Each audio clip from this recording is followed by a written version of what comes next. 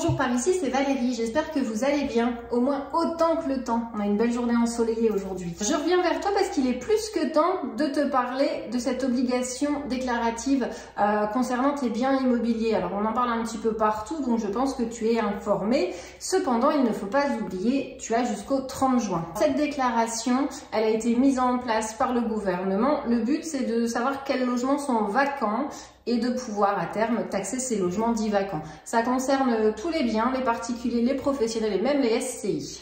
Pour réaliser cette déclaration, tu te rends facilement sur ton espace impôts.gouv.fr. Il y a une petite rubrique ici, biens immobiliers, tu cliques, tu vas obtenir la liste de tes biens immobiliers et sur chaque bien, tu vérifies que les informations renseignées sont bien les bonnes. C'est très important. On ne vérifie pas juste qu'ils y sont, on vérifie qu'elles soient bonnes.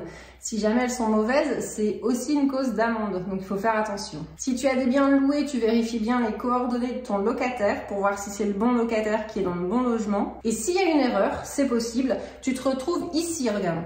Là, dans la messagerie sécurisée, toutes les demandes doivent passer par cette messagerie. C'est le seul endroit qui fera office de preuve en cas de litige. Donc super important. Ils répondent rapidement. Moi, j'en ai fait plusieurs pour certains clients et ils sont assez efficaces. Ils répondent rapidement. Bon là, ils risquent d'être un petit peu débordés, mais normalement, ça va vite. Tu vérifies donc bien plusieurs choses.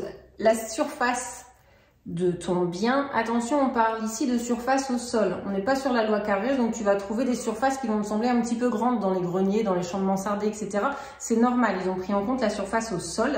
On vérifie le nom des occupants, je te l'ai dit tout à l'heure. Si ton bien est libre, tu dois l'indiquer. Attention, si tu as obtenu des biens en succession, il faut aussi indiquer si tu as l'usufruit, la nue propriété et qui est dans le logement. Il y a des biens qui sont comme ça démembrés, on démembre la nue propriété et puis l'usufruit, il faut bien l'indiquer et vérifier que les informations dans le logiciel soient les bonnes. On en arrive aux choses qui fâchent, t'as vu je fais la tête. Si tu te trompes, si tu ne le fais pas ou si la déclaration est incomplète, tu risques une amende de 150 €. Et voilà. Et maintenant, je vais te demander, toi, tu as fait la déclaration? J'embête pas plus longtemps, je te souhaite une belle journée et je te dis au plaisir de partager ensemble. À bientôt.